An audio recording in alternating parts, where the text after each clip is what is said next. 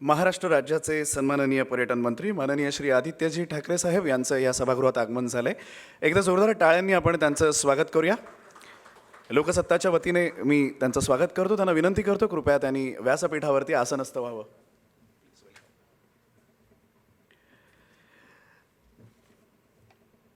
माननीय मंत्री महोदयांना विनंती करतो त्यांनी कृपया आसनस्थ व्हावं। आणि त्याचप्रमाणे CIIच्या राष्ट्रीय पर्यटन आणि आतिथ्य समितीचे सन्माननीय अध्यक्ष, इंडियन हॉटेल्स आणि कंपनी लिमिटेडचे व्यवस्थापकीय संचालक आणि मुख्य कार्यकारी अधिकारी माननीय श्री पुनीत चटवाल साहेब उपस्थित आहेत। एकदा जोरदार टाळ्या त्यांच्यासाठी सुद्धा झाला पाहिजे।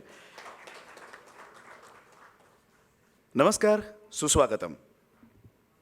पर्यटन संचालनालय महाराष्ट्र प्रस्तुत लोकसत्ता टुरिझम कॉन्क्लेव्ह सहप्रायोजक आहेत महाराष्ट्र औद्योगिक विकास महामंडळ, कॉर्पोरेट पार्टनर आहेत CII, confederation of Indian industry. या पर्यटन परिषदेत मी कुणाल रेगे, सूत्रसंचालक, उपस्थित मान्यवरांचं मनपूर्वक स्वागत करतो।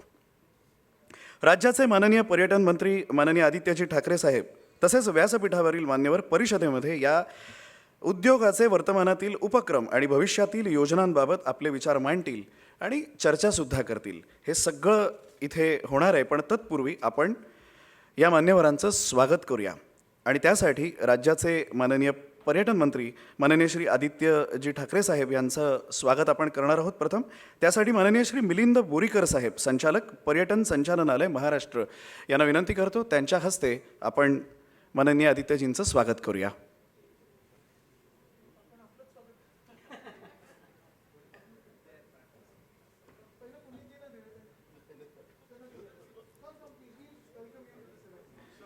पुनीतजींचं स्वागत ते करतील।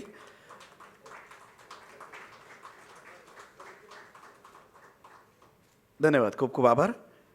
यानंतर एक्सप्रेस समूहाचे माननीय व्हाईस प्रेसिडेंट माननीय श्री केविन सेंटॉस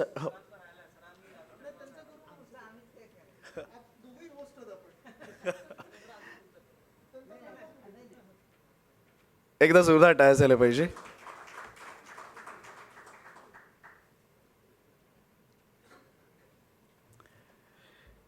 यानंतर एक्सप्रेस समूहाचे माननीय व्हाईस प्रेसिडेंट माननीय श्री केविन सेंटॉस साहेब यांना विनंती करतो, ते माननीय पर्यटन मंत्री आदित्यजी ठाकरे साहेब यांचं स्वागत करतील।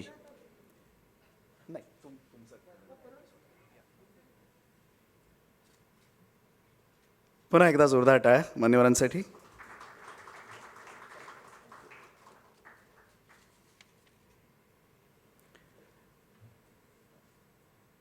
मान्यवरांना विनंती करतो आपण कृपया आसनस्थ व्हावं। आणि यानंतर लोकसत्ताचे सन्माननीय संपादक माननीय श्री गिरीश कुबेर साहेब यांना विनंती करतो, ते प्रास्ताविक मांडतील।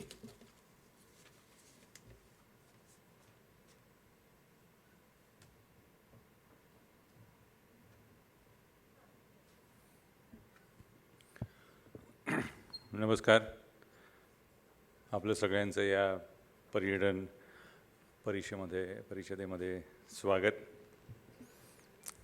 I can't believe we are having something like tourism conclave, because till few weeks back, tourism's idea was having a mask and taking a stroll in the campuses you were living. So something like tourism, which is really back, it's very heartening to see. CIIचे पदाधिकारी पण इथे आहेत, त्यांचे मी आभार मानतो।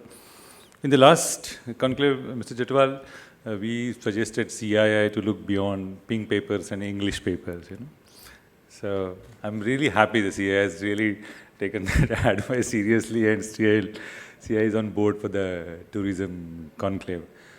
I particularly thank Mr. Chatwal because he had to reschedule his travel plans because of the event, and so nice of him, he did that.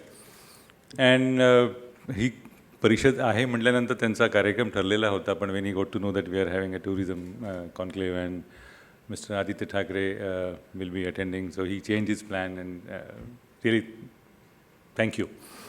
आणि अर्थातच आभार आदित्य ठाकरे यांचे आणि टुरिझम पर्यटन संचालनालयाचे।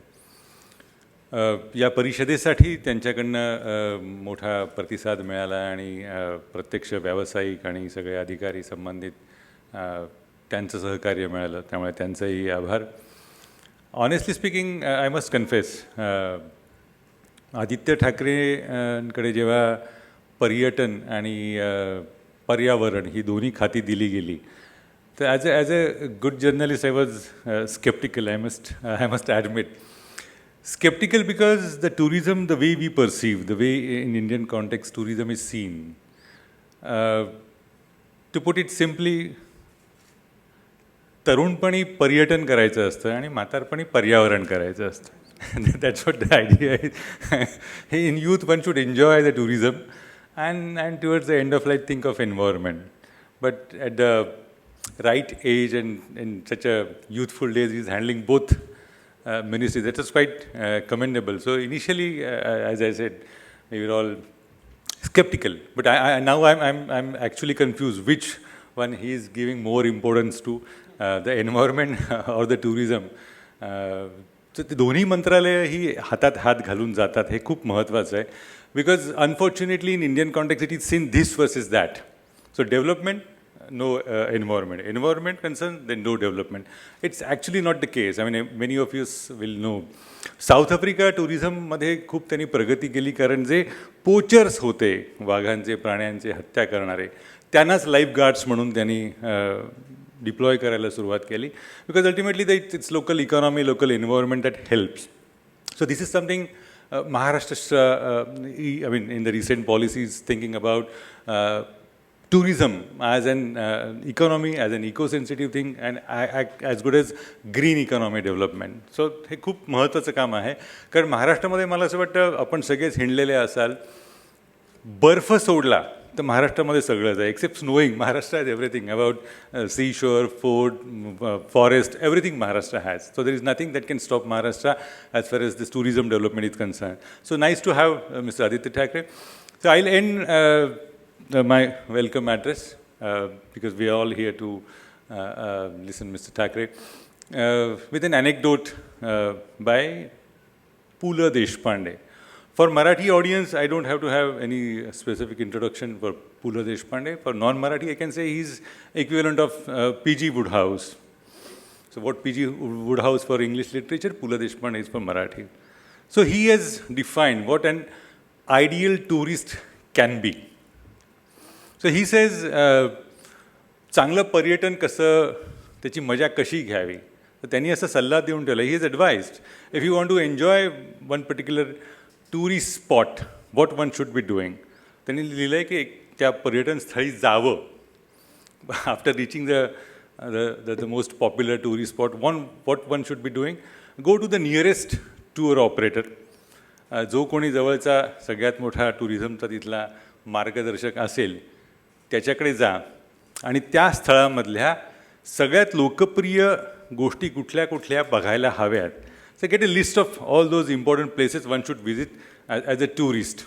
ती लिस्ट घ्यावी आणि त्यांनी पुढे सांगितलं आहे दुसऱ्या दिवशी त्या जागा सोडून सर्व जागा बघाव्यात. So actually it was in 60s he wrote. Much has changed since then. I am sure the tourism sector also has changed a lot and they will take this in right spirit.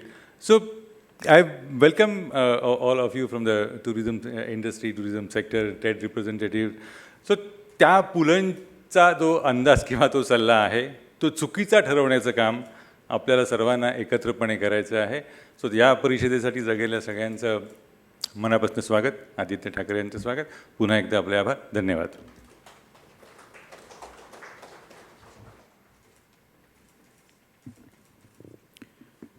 धन्यवाद sir, खूप खूप आभार. यानंतर CIIचे राष्ट्रीय पर्यटन आणि आतिथ्य समितीचे अध्यक्ष, इंडियन हॉटेल्स आणि कंपनी लिमिटेडचे व्यवस्थापकीय संचालक आणि मुख्य कार्यकारी अधिकारी श्री पुनीत चटवाल साहेब यांना विनंती करतो ते आपलं मनोगत व्यक्त करतील.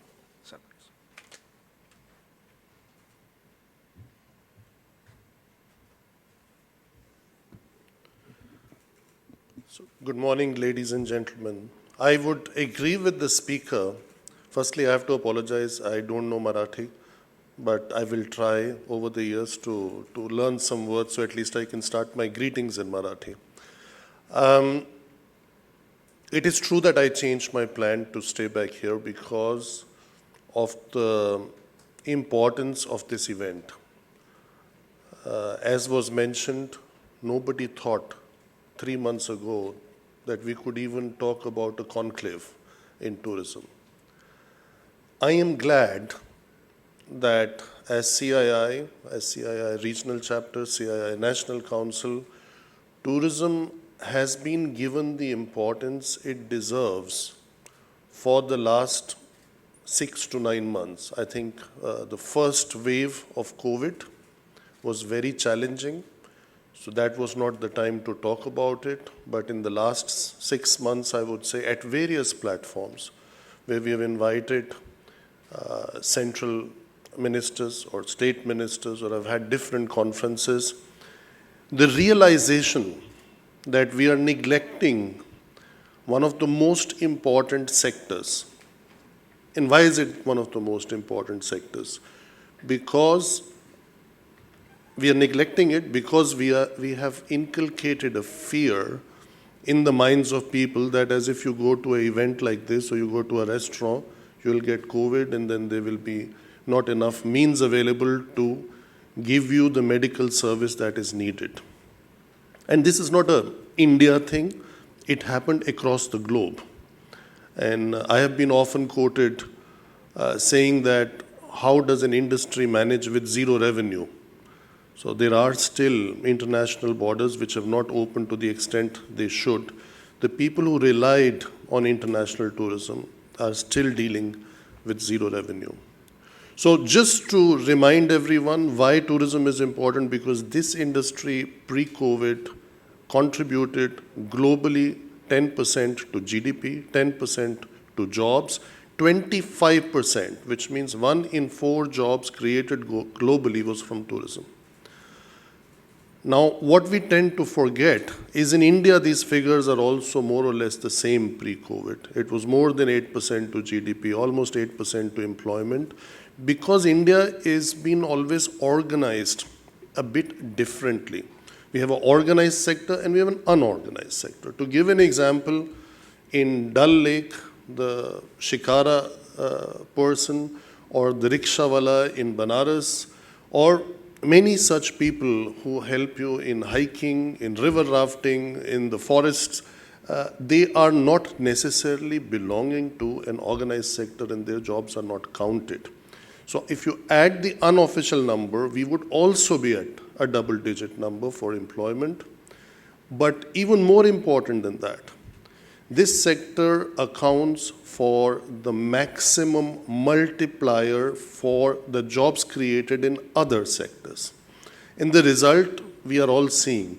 See, if we are sitting here today, somebody is supplying the tea, somebody is supplying the milk, somebody is to supply the vegetables. That is not all produced inside this hotel. So a lot of employment is dependent on this sector. That's number one. Number two, as I said, the GDP. Number three is the positioning of a country, but also of the state itself. India ranked number 8 in world tourism in terms of arrivals, receipts, etc. Actually, during COVID, it went up because others were shut for longer than we were shut, because after the first wave, we all actually thought that COVID is over till the second wave came. And what we are seeing in the last 100 days, almost all resorts, leisure destinations are full. They're actually doing better than pre-COVID. So what does that make us believe? What does that prove? Very simple, that travel, relaxation, rejuvenation, recharging your batteries is a very much a fundamental need of a human being. When we were growing up, we learned man is a social animal, so that means you cannot lock down a human being inside a building, inside their homes. They have a fundamental need to get out. All this discussion about everything moving digital, and we had in the pre-conference some examples of what we have actually witnessed in the last 1 week personally, is people are moving and people are interacting with other people, people are traveling. And this adversity, which brings me to the next point, brings us to an opportunity. Honorable Tourism Minister, you have been very supportive in the past, but I think we have to consider this as an opportunity for the state and as an opportunity for the nation. And Maharashtra had the first mover advantage because under the leadership of the Honorable Tourism Minister, this state granted industry status to hospitality as an example. It changed the number of permissions from 70 to 10 to build and provide that infrastructure for hotels and tourism. It helped us this year to reduce the excise fees by 50%. Hotels that participated in helping out in the first wave were given a 3 months kindness package on property tax. Now, that is very good because we got something. Many other states, we got nothing. I have not heard of an example in the world where your hotel is shut, but you're still required to pay all statutory obligations, your minimum electricity charge, your property tax. Many companies, like the company I represent, paid all the employees full salaries, and those who were the unfortunate ones, employees of contractors who lost their jobs, we took a voluntary salary cut to pay them salaries, which we never went through our profit and loss. So I think, given what this industry did, how hotels stood up to provide meals to the migrant workers, how they did supply meals to the frontline workers in the hospitals, how they hosted medical staff without charging to the extent possible. I think the time has come to honor that goodwill, to position this sector for the growth of jobs, for the growth of GDP. The time has come to have this dialogue in a conclave like this. The time has come to stop calling it revenge tourism. There is no revenge. It's a joyful experience. People go out with families so they can enjoy. It's not a revenge because somebody was hurt. No, they were not hurt that they're coming and taking a revenge. And also not to look at this industry as an elitist industry. In the hotel that we are in today, that does not, this kind of product is not even 10% of the total supply of rooms in this country. The rest is far below. So if 90% of your supply is dependent on that, if almost 10% of your employment is dependent on that directly, and last not least, I will tell you one thing which I have learned, and you can see in people who have learned it, is the more you travel, the more is your awareness. The more you see other cultures within your own country, as also our Honorable Prime Minister said, Dekho Apna Desh.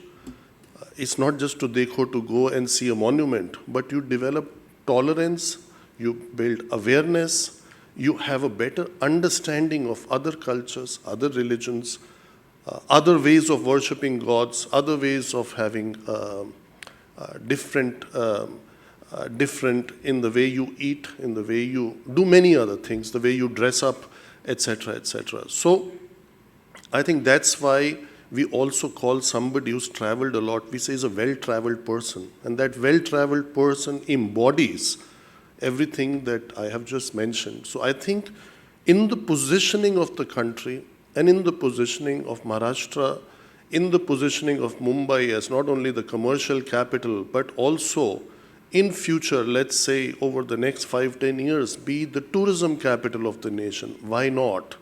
And that's a dialogue we need to have. Of course, with the other heart that the tourism minister has to protect the environment, but who says sustainable tourism is not possible? Tourism can be sustainable. We have, under the Taj brand, built the first all eco-resort, plastic-free in Andaman and Nicobar. Why can't we do that here?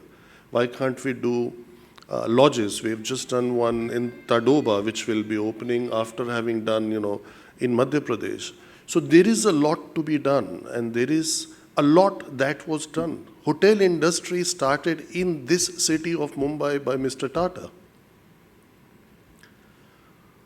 That was maybe something on the rebound because the story is maybe Indians were not allowed to get into hotels, so he built the Taj Mahal Palace. and that is a very good example because we have had 120 AGMs of the group. That means it's a story of more than 120 years old. So, and there is never a right time to begin. For me, the right time is now, and we have to start now. Yes, there is a threat. Yes, there will be mutation of any kind of virus. Would be the first one which does not mutate. There will be mutations. But that does not mean we should shut down such an important sector.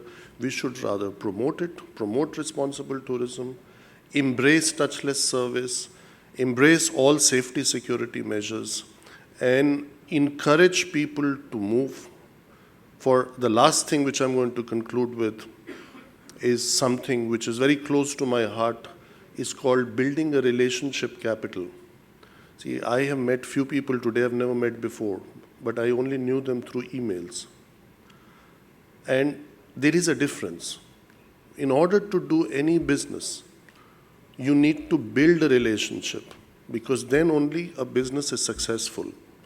In the last 2 years, we have dug into our kind of bank of relationship that we had built, our reserves on the relationship that we had built from the last 10 years. There will be very few exceptions where you have done business with someone you have never known.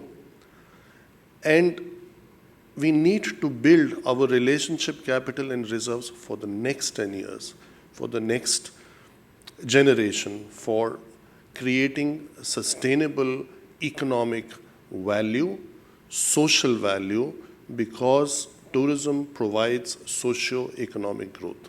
Thank you very much.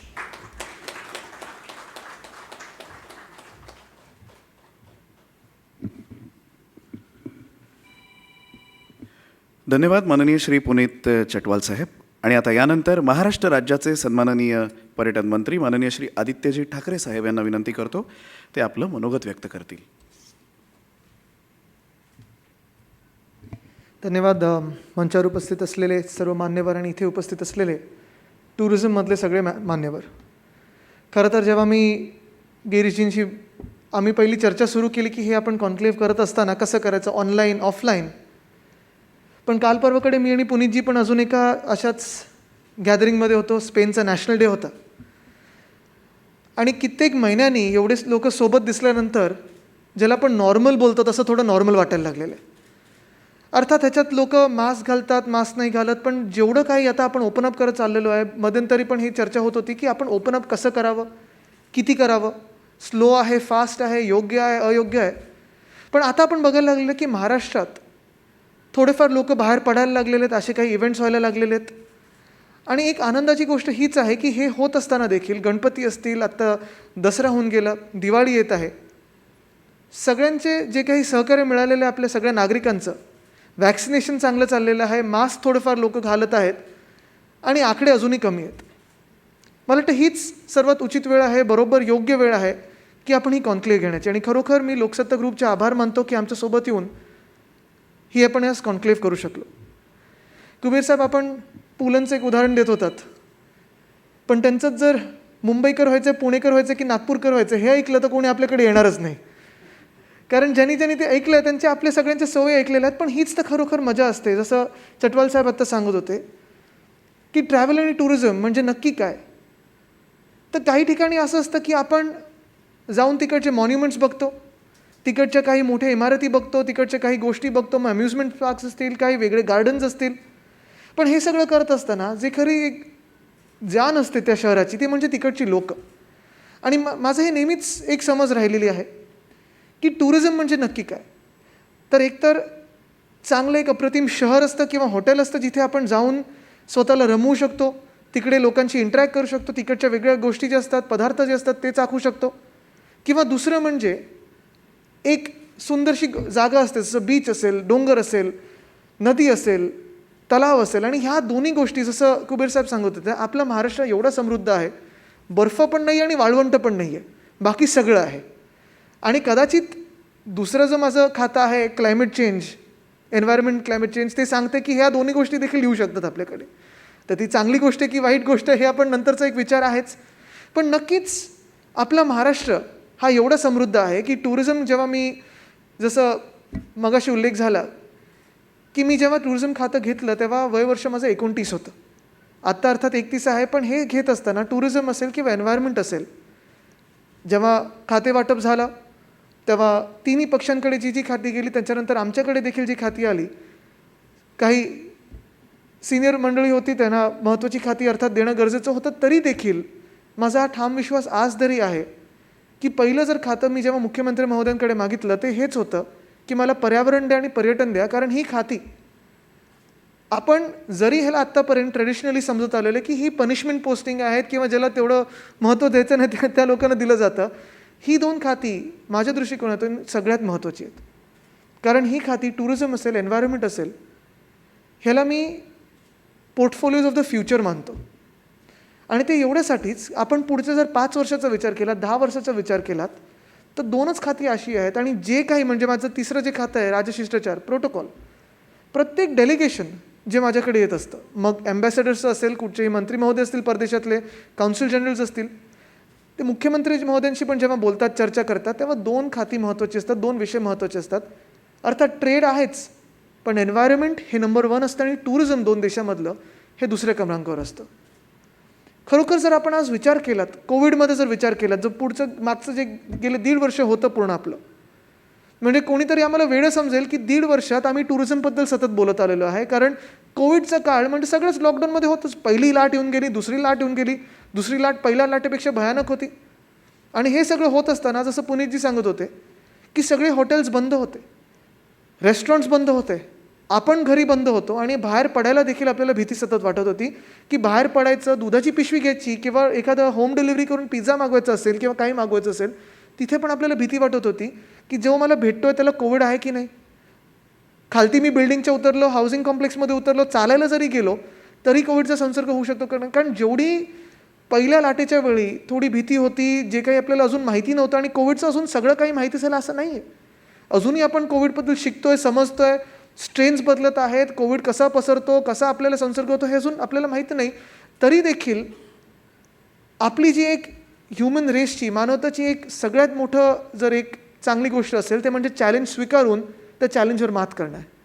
आणि ते आपण करत आलेलो आहे. आत्ता देखील आपण monoclonal antibodies असतील, औषधं असतील, वॅक्सिनेशन आहे, हे सगळं करून आणि अर्थात मास्क लावून आता जे आपल्याला वावरायला लागलेलो आहे, हॉटेल्समध्ये जायला लागलेलं आहे, बाहेरगावी जायला लागलेलं आहे, वेगळे वेगळे माध्यमं आपल्याकडे यायला लागलेले आहेत. मला वाटतं ही एक जी आपण सवय केलेली आहे की कुठचंही चॅलेंज असेल आपल्यासमोर, त्याच्यासमोर जिंकायचं, हे आपण आज आपल्याला आपण बघत आहोत. पण हे सगळं करत असताना जसं मी सांगितलं, गेले 1.5 वर्ष जेव्हा बंद होतं सगळं, तेव्हा टुरिझम खातं म्हणून करणार तरी काय आम्ही. इथे सावळकरजी बसले आहेत, बोरीकरजी बसले आहेत, वल्सा नायरजी आहेत, आशुतोष सलील होते, आता जयश्री बोज मॅडम आलेले आहेत, माझ्या कलिग मिनिस्टर अदिती तटकरे ताई आहेत. आम्ही सगळेच विचार करत असताना हाच विचार होता की 1.5 वर्ष टुरिझम खातं बंद करून ठेवायचं का, नक्की उघडायचं तर काय उघडायचं, कसं चालवायचं पुढे. पण त्यावेळी मी खरोखर पुनीतजींचे आभार मानतो की ते होते, देवन वर्माजी होते, मला वाटतं अजून आपले संजय सेठीजी होते, हे सगळे जी पूर्ण ग्रुप होता आमचा. आम्ही ठरवलं की नाही ठीक आहे, आपण आत्ता टुरिझममध्ये थोडं जरी हिट घेतलं असू, टुरिझम जर बघितलं, ट्रॅव्हल टुरिझम बंद जरी असेल तरी आत्ता ही खरं वेळ आहे, ज्याला आम्ही ते कॅप्शन वापरलेलं आमच्या प्रचारात, हीच ती वेळ. तेच आम्ही बोललो, हीच ती वेळ. पण हीच ती वेळ कुठची होती, तर पॉलिसी रिफॉर्म्स जे वर्षानुवर्ष अडकलेले होते, जे पॉलिसी रिफॉर्म्स आपण जेव्हा इतर काही गोष्टी सुरू असतात तेव्हा करू नाही शकत, ज्या गोष्टी आपल्याला थोडं रिफ्लेक्ट करायला लागतं, चिंतन करायला लागतं, बैठक थोडी बसवून विचार करायला लागतो की काय नक्की बदलू शकतो आपण, त्या गोष्टींवर आम्ही विचार करायला सुरुवात केला ह्या ग्रुपबरोबर. आणि त्याचमुळे आम्ही गेल्या 6 ते 7 महिन्यांमध्ये ज्या काही पॉलिसीज आणल्या, कदाचित देशात एकमेव राज्य असेल जे टुरिझम बंद असताना टुरिझम खात्याने एवढे पॉलिसी रिफॉर्म्स केले. इंडस्ट्री स्टेटस, मला वाटतं 1999 पासून जे पेंडिंग होतं, विलासराव देशमुख साहेबांनी त्यावेळी वचन दिलेलं, तेच वचन घेऊन आम्ही पुढे त्याची पूर्णता केली आणि मागच्या वर्षी इंडस्ट्री स्टेटस देऊ शकलो. इंडस्ट्री स्टेटसचा हाच फायदा आहे की आत्तापर्यंत ही हॉटेल इंडस्ट्री असेल, ट्रॅव्हल टुरिझम इंडस्ट्री असेल, फूड अँड बेवरेज इंडस्ट्री असेल, रेस्टॉरंट इंडस्ट्री असेल, ह्याच्यातून एकच आम्ही हॉटेल इंडस्ट्रीला देऊ शकलो. इतर इंडस्ट्रीला आता देण्याचा आम्ही प्रयत्न करत आहोत, कारण त्याचे फायनान्शियल इम्प्लिकेशन्स खूप मोठे आहेत. तरी देखील आपण जर बघितलं, जसं चटवाल साहेबांनी सांगितलं की देशातलं पहिलं हॉटेल हे आपले मुंबईतलं ताजमहाल पॅलेस, म्हणजे 5 स्टार हॉटेल. तसंच कुबेर साहेबांच्या जर पुस्तकात वाचलं तर कदाचित वीज निर्मिती आणि टाटा पॉवरचा जन्म ह्याचसाठी झाला की त्या हॉटेलला नॉनस्टॉप पॉवर यावी म्हणून ते टाटा पॉवरची निर्मिती झाली. जर असं सगळं असताना आपल्याकडे महाराष्ट्रात एवढे चांगले मोठे ग्रुप्स असताना 5 स्टारचे ग्रुप्स असताना त्यांना सोबत नाही आणलं आपण, त्यांना आपल्या सोबत नाही ठेवलं, त्यांचं कन्सेन्सस बिल्डिंगकडून पुढे महाराष्ट्र कसा घडेल, नक्की जॉब्स कसे वाढतील, इथे रेव्हेन्यू कसा वाढेल ह्याच्यावर विचार नाही केला, तर ह्या सगळ्या कॉन्फरन्सेसचा काही अर्थ नाही. आणि म्हणून इंडस्ट्री स्टेटस देत असताना आमचा हाच विचार होता की महाराष्ट्र आणि मुंबई, आणि अर्थात मुंबई असलं की पुणे, नवी मुंबई, ठाणे, नागपूर, नाशिक, इथे सगळीकडे जर आपण बघितलं तर मॅन्युफॅक्चरिंग आहेच.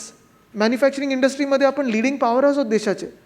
आपल्याकडे फायनान्शियल हब्स आपल्याकडेच आहेत. पण हे सगळं होत असताना हॉटेल इंडस्ट्रीची एवढी मोठी संख्या आहे आपल्याकडे, रिसॉर्ट्स असतील, छोटे हॉटेल्स असतील, 2 स्टार असतील, 3 स्टार असतील, 5 स्टार असतील, होमस्टे असतील, ह्यांना जर आपण इंडस्ट्री स्टेटस नाही दिलं तर हे कधी ना कधीतरी दुसरीकडे जातील. आणि दुसरीकडे का जातील, तर आपल्याकडे एवढं सगळं क्राऊड खेचत असताना, आपण टुरिझम खेचत असताना आपण ह्यांना जो दर्जा आहे ना, मान सन्मान जर दिला नाही तर कदाचित एका दिवशी बंद होतील किंवा त्यांना बाहेर जायला लागेल. आणि म्हणून ह्यांना सोबत आणून आपण त्यांना हा इंडस्ट्रीचा दर्जा देऊ शकलो. दुसरी गोष्ट म्हणजे मला आठवतं जेव्हा आम्ही लायसन्सेस कमी करायला बसलेलो तेव्हा अर्थात सगळ्या खात्यांची आम्ही एक कॉन्फरन्स केली. 11 की 12 खाती होते.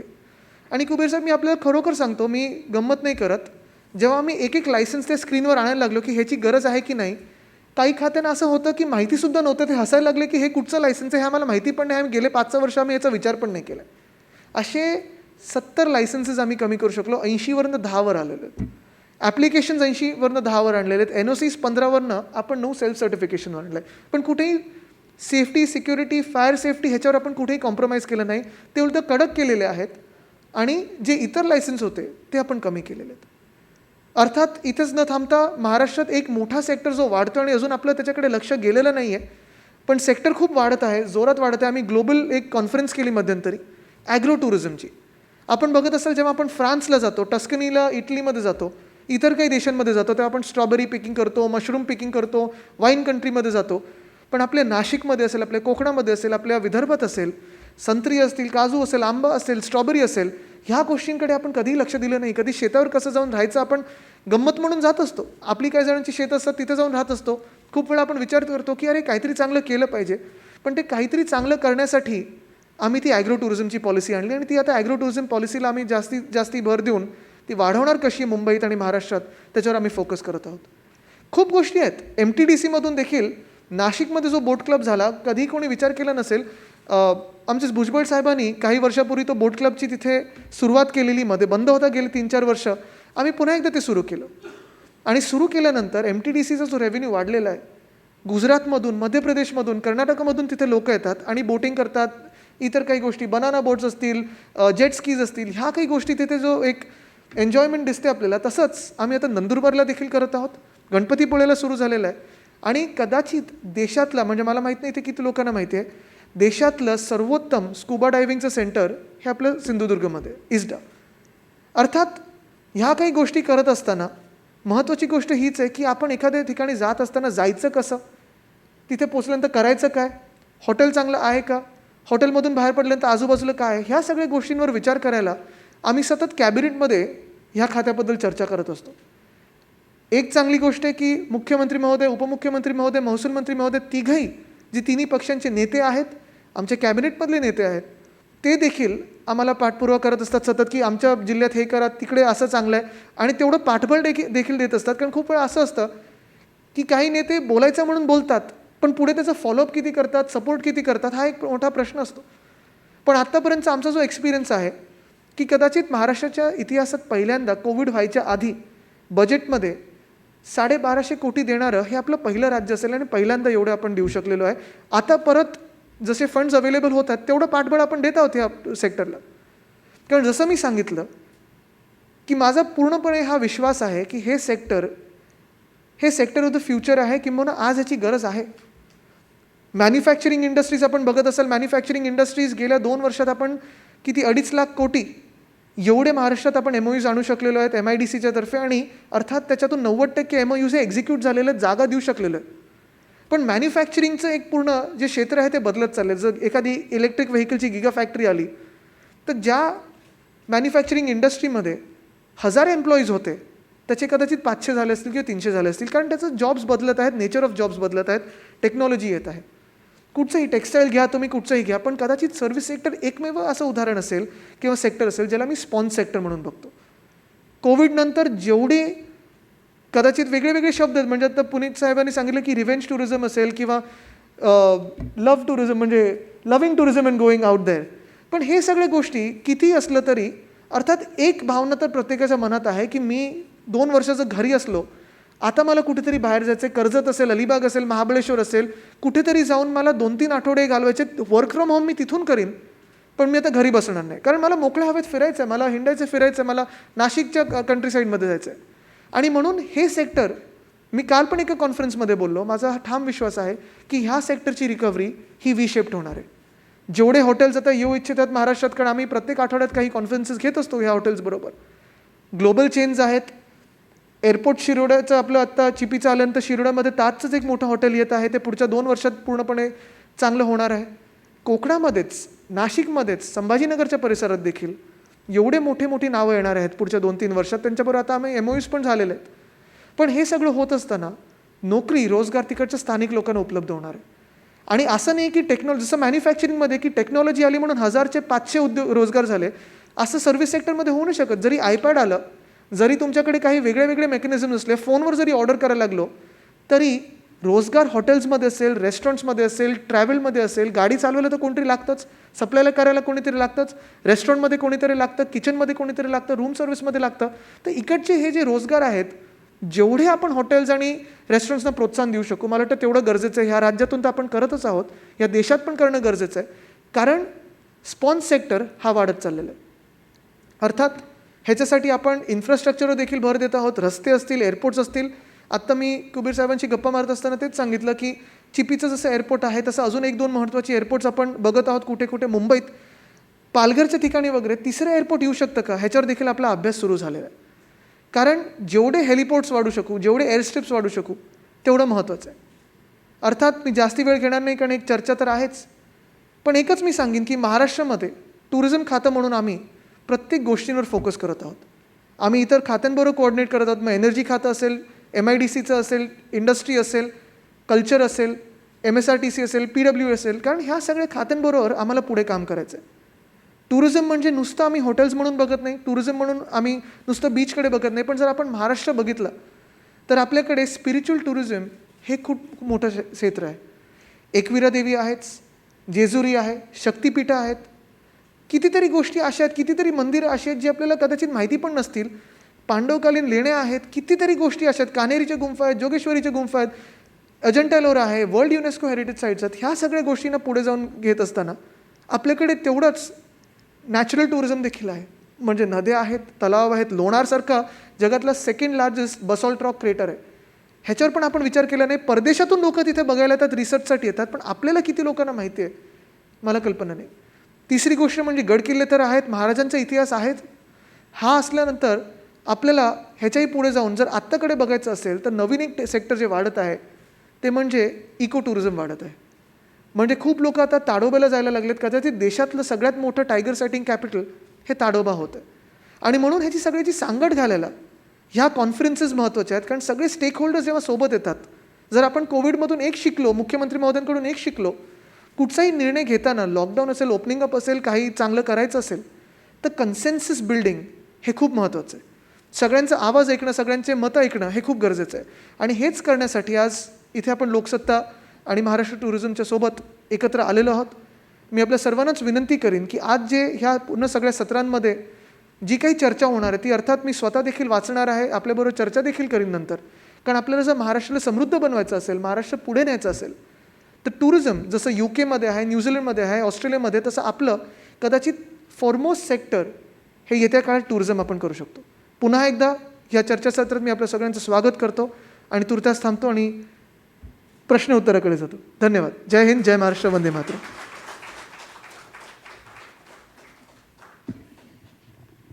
धन्यवाद माननीय मंत्री महोदय. यानंतर आता आपण प्रत्यक्ष चर्चासत्राला सुरुवात करूया. त्यासाठी लोकसत्ताचे सहाय्यक संपादक माननीय श्री मुकुंद संगोराम सरांकडे मी पुढची सूत्र सुपूर्द करतो.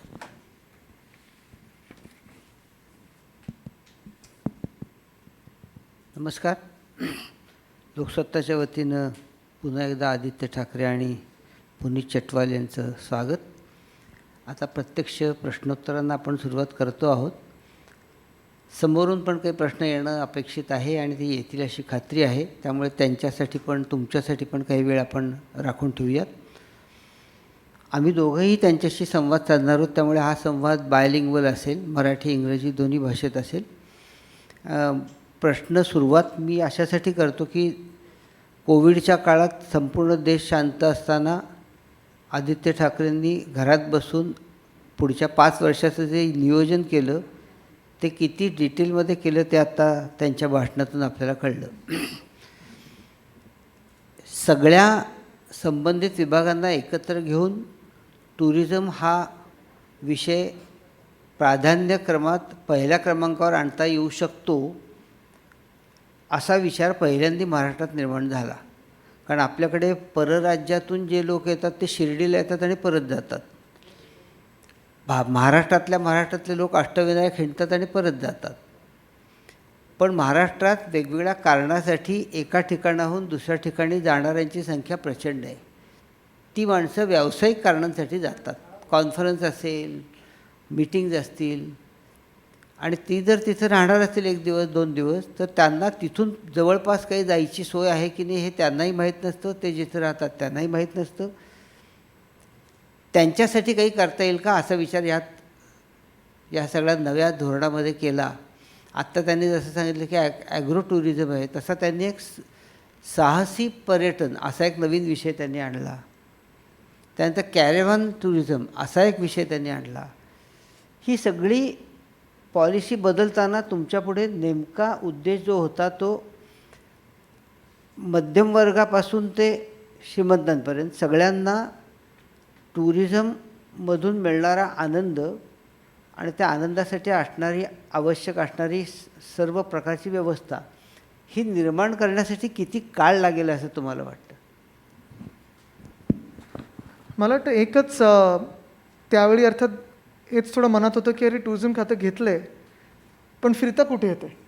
आणि पण ते होत असतानाच मी सांगितलं की ही सगळी जी मंडळी होती, पुनीतजी आणि सगळेच, आम्ही ठरवलं की ठीक आहे आता रिफॉर्म जर करायचे असतील, चांगल्या पॉलिसीज करायचे असतील तर काय काय अडकलेलं आहे, लेगसी इश्यूज काय आहेत आपले ते आहे. जसं कॅरेव्हॅन टुरिझम असेल किंवा साहसी पर्यटन असेल, बीच शॅक पॉलिसी असेल. काय होतं की खूप वेळा आम्ही जेव्हा दौऱ्यावर असतो राजकारणी म्हणून, सभा असतात, फिरायला लागतं पूर्ण महाराष्ट्रभर. आता मागच्या 2 वर्षापूर्वी मी जन आशीर्वाद यात्रा केली. पूर्ण महाराष्ट्रात 5,000 किलोमीटर आम्ही 25 दिवसात फिरलो. पण हे होत असताना अर्थात मनात एक थोडी खदखद असते की अरे हे सगळं सुंदर जो प्रदेश आहे आपला तो आपण कधी जगाला दाखवू शकणार आहे की नाही. म्हणजे कोकणाचं जर उदाहरण घेतलं तर उगाच 3-4 वेळा आम्ही दौरे काढले तिथे, कारण मॉन्सून टुरिझम हा कोकणात एवढा मोठा वाढू शकतो. म्हणजे आपलं कोकण मॉन्सूनमध्ये जेवढं सुंदर दिसतं, मी आपल्याला चॅलेंज देतो की कुठचाही जगातला कोस्टल भाग एवढा सुंदर दिसू शकत नाही. पण तिथे गेल्यानंतर अर्थात आपल्याला तिकडचं जेवण आवडत असतं, तिकडे आपल्याला सगळं ते खायचं असतं, कुठेतरी चांगल्या जागी राहायचं असतं. त्याचं पॅकेजिंग करणं ही जबाबदारी आणि जगाला दाखवणं ही जबाबदारी थोडी आम्ही घेणं हे गरजेचं असतं. कारण तिकडच्या लोकांना अर्थात ट्रेनिंग करणं की लोक जेव्हा येतील, जागतिक पर्यटक येतील, तेव्हा काय तुम्ही दाखवू शकता. जसं आपण उल्लेख केलात की आपल्याकडे खूप अशी जागा आहेत, जसं ताडोबा असेल. आता मी बघतो की काही जंगलं जी आहेत, बांधवगड असेल, रणथंबोर असेल, तिथे वाढदिवसासाठी लोक जातात. कदाचित जंगल सफारी पण घेत नाहीत, पण एखाद्या ताजमध्ये किंवा ओबेरॉयमध्ये जाऊन 3-4 दिवस राहून येतात. मग ते आपल्याकडे का नाही होऊ शकत? लग्न हे खूप मोठा बिझनेस झालेला आहे आता.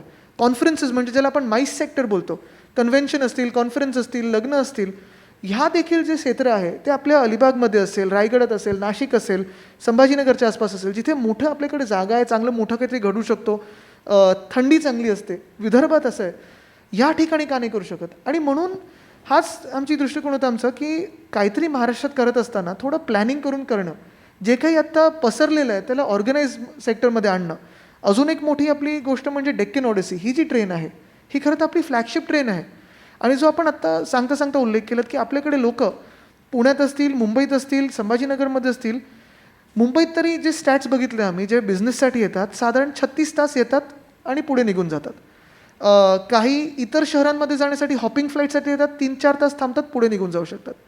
पण हेच लोक जर आपल्या मुंबईत 3 दिवस 4 दिवस इतर शहरांमध्ये थोडं फिरू शकले, जर आपण त्यांना थोडं रमवू शकलो, इथेच अडकू शकलो, इथेच मुंबई काय बघा. आता मुंबईत देखील BMCचा जो आम्ही हेरिटेज वॉक केला आहे, खरोखर आपण जाऊन बघण्यासारखं आहे. आता हायकोर्टचा हेरिटेज वॉक केला आहे. 3-4 वर्षापूर्वीची मी संकल्पना मांडली, त्याच्यावर खूप लोकांनी टीका पण केली, लोकांना आवडलं सुद्धा, की मुंबई 24/7. अर्थात आता 24/7 की नाईट लाईफ हा स्वतःचा विषय, की आपण बघायचं कसं त्याच्याकडे.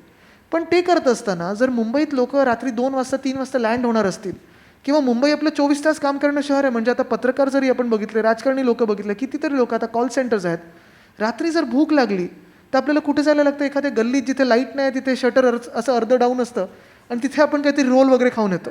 आता माझी आवडीच्या जे ठिकाणी आहेत, बॅचलर्स मिल्कशेक आहे किंवा आयुब्स रोल आहे, बडे मियाज आहेत, ह्या ठिकाणी तर जातच असतो.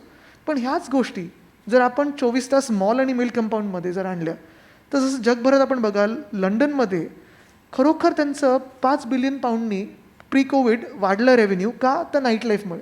24 तास रेस्टॉरंट्स, जिम्स, थिएटर्स, हॉटेल्स. आपण जर एखादं कॅफे 5 स्टारमध्ये उघडं असेल 24 तास, तर मग बाहेर का नाही, काला घोडासारखा एरिया आहे, लोक जाऊ शकतील, थोडं एन्जॉय करू शकतील, परिवार जाऊ शकतील. कितीतरी अशा गोष्टी आपण मुंबईत करू शकू, ज्याच्यातून आपण चांगलं रेव्हेन्यू असेल. स्पोर्ट्स टुरिझम आता वाढवण्याचा प्रयत्न करतो. येत्या काही दिवसांमध्ये FIFA under-17 women's world cup आपल्याकडे येते, एशिया फेडरेशन कप येते. ह्या काही गोष्टी मला वाटतं जर आपण खेचायला लागलो, लोक जर आपल्याकडे अजून इन्व्हाइट करायला लागलो, आपली जर दारं खुली केली, तर नक्कीच पुढच्या काही वर्षांमध्ये महाराष्ट्र टुरिझम हे वाढू शकेल. आणि जे आपण सांगितलं की सगळं बंद असताना आमचा हाच विचार होता की आता उघडल्यानंतर V-शेप रिकव्हरी कशी करायची, आणि त्याच्यात ह्या काही गोष्टी आम्ही केल्या. टुरिझममधला सगळ्यात मोठा मुद्दा लोकांच्या दृष्टीने स्वच्छता, सुरक्षितता आणि सोयीसुविधा या 3 स होतात. आत्ता माझा एक मित्र सांगत होता की MTDCचे सगळे रिसॉर्ट्स गेल्या 1.5 वर्षात इतके उत्तम झालेले आहेत की त्यांचं म्हणजे तुम्हाला तुम्ही सांगू शकाल, आपले मगाशी आदित्यजी पण सांगत होते, 90% आता फुल झाले. शेवटी ही MTDCची यंत्रणासुद्धा अपुरी पडेल. इतक्या प्रमाणात जर लोक बाहेर यायला लागले तर त्यासाठी अजून पूरक यंत्रणा उभ्या करणं आवश्यक आहे. ती हॉटेल्स असतील, सर्व प्रकारची हॉटेल्स असतील, किंवा आता तुम्ही दुर्ग पर्यटन म्हणता, तर दुर्ग पर्यटन तिथं जाऊन राहून किमान सुरक्षिततेच्या पातळीवर राहणं आणि तिथपर्यंत पोचता येणं, रस्ते, हा या सगळ्यातला खूप मोठा इश्यू आहे. आणि हा इश्यू तुमच्या बाहेरच्या विभागातला असला तरी तुम्ही त्याला जोडून घेण्याचा प्रयत्न करता आहात. अनेक ठिकाणं अशी आहेत की ती आत गेल्यानंतर कळतं की ती खूप चांगली आहेत, पण तिथं जाण्याची काही सोयच नाही. आणि गेलात तर तिथं बाकी काहीच व्यवस्था नाही, म्हणजे सुरक्षिततेपासून ते राहण्यापर्यंत काहीच व्यवस्था नाहीत. तर याच्यासाठी तुम्ही काही वेगळी योजना केली आहे का? ह्याच्यावरच थोडं आम्ही लक्ष केंद्रित करून, आणि जसं आपण सांगितलं की नीटनेटकं दिसणं, स्वच्छ असणं, आणि हे नुसतं ती जागा नाही. तर जसं आता मुंबईचं जर उदाहरण घेतलं तर प्रत्येक आठवड्यात आम्ही मुंबईच्या बैठका घेत असतो की इन्फ्रास्ट्रक्चर अपग्रेड, रस्ता बनवता पण वॉल टू वॉल, म्हणजे फुटपाथ नीट असले पाहिजेत, लेन मार्कर्स नीट दिसले पाहिजेत, सिग्नल नीट चाललं पाहिजे, डिवायडर तुटलेला नसायला पाहिजे. ह्या जेव्हा गोष्टी फिनिशिंगमध्ये जेव्हा आपण लक्ष द्यायला लागू, तेव्हा खरोखर एखादं शहर आपल्याला आवडायला लागतं. तसंच जर आपण बघितलं लंडन असेल, टोकियो असेल, का सगळं नीट दिसतं? कारण नीटनेटकं पण आहे, स्वच्छता आहे. आणि ह्याच गोष्टी तसंच आपण एक उदाहरण देतो मी आपल्याला, गेटवे ऑफ इंडिया. आत्ताकडे जो पूर्ण समोर एक काळा तो प्लाझा काहीतरी बांधून ठेवला आहे तिकिटिंगसाठी वगैरे, ते आता पुढच्या काही महिन्यात आम्ही तोडून बाजूला करतोय, म्हणजे रस्त्यावरनं ते दिसू शकेल. DG हाऊस, आपलं DG ऑफिस जे आहे त्याच्या बाहेर DG साहेबांबरोबर बोलून, गृह खात्यांबरोबर बोलून, वळसे पाटील साहेबांबरोबर बोलून आम्ही बीटिंग रिट्रीट परेड प्रत्येक आता रविवारी आम्ही सुरू करणार आहोत. कालाघोडामध्ये पेडेस्ट्रियनायझेशन आहे. आता अजून एक आपण बघितलं असेल, आपल्याकडे एक खूप पॉप्युलर गोष्ट होती म्हणजे व्हिक्टोरिया टांगा, ती मध्ये बंद झाली. का? तर ते घोड्यांना त्रास होत होता. ते योग्य आहे, ठीक आहे, पण आता त्याच लोकांना घेऊन आम्ही इलेक्ट्रिक टांगा आणलेली आहे, म्हणजे दिसते तशीच पण इलेक्ट्रिक बॅटरीवर चालणारे, घोडे त्याच्यात लागणार नाहीत, त्यांना परत रोजगार मिळून गेला. तर काल परवाकडे मी माथेरानला होतो.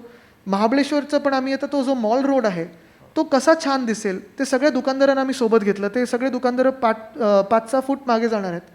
चांगला रस्ता बनवू, कॉबल स्ट्रीटचा बनवू, थोडं लाईटिंग चांगलं करू, म्हणजे लोकांना तिथे जाता आलं पाहिजे. आणि मुख्य गोष्ट म्हणजे गेल्यानंतर वाटलं पाहिजे की मी 3-4 तास तरी इथे गप्पा मारत बसू शकू. माथेरानचं पण तसंच आहे.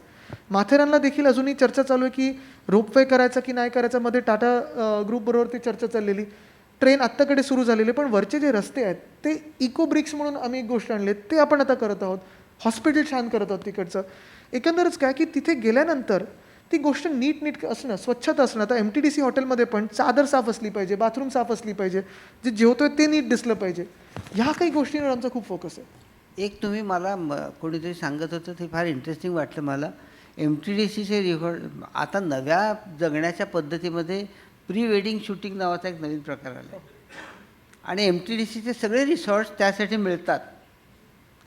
चांगल्या ठिकाणी जाऊन शूट करण्याच्या ऐवजी MTDCच्या निसर्गरम्य रिसॉर्टमध्ये जाऊन प्री वेडिंग शूटिंग करता येतं. ही कॉन्सेप्ट यांच्या कल्पनेतून पुढे आली आणि आता ती प्रत्यक्षात अंमलात यायला पण ती लागली. माझ्यासाठी नाही केली मी.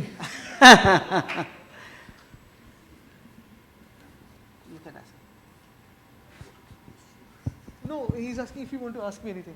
If you want to ask anything.